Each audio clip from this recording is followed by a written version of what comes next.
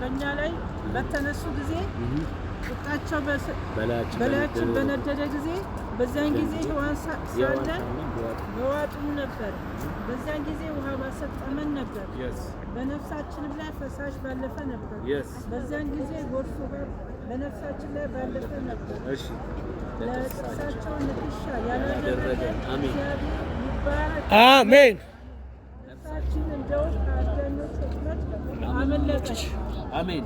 ወጥመድ ተሰበረ። አሜን። እኛም አመለጥን። አሜን። ረድኤታችን ሰማይንና ምድርን በሠራ በእግዚአብሔር ዘንድ አሜን። አሜን። አሜን። ሃሌሉያ አሜን። ኢየሱስ ጌታ ነው። ኢየሱስ ያድናል። ከምጣችሁ ከሆነ ኤፌሶን ነው። እዚህ መዝሙር በማረቁ ላይ ተቀምጦ ዳዊት የተናገረው ኤፌሶን ላይ በሰማይ በምድር ያለውን በክርስቶስ መጠቅለል ነው ይላል። የእግዚአብሔር ሴት ደግሞ መዝሙር 124 ላይ ምን አለች? እግዚአብሔር ሰማይና ምድርን የሰራ እግዚአብሔር ረድኤታችን ነው። ስለዚህ የሚያስገርም የእግዚአብሔር እጅ ሆኗል። ለጌታ ለኢየሱስ ክብር ይሁን። አሜን። ሃሌሉያ። ኢየሱስ ያድናል።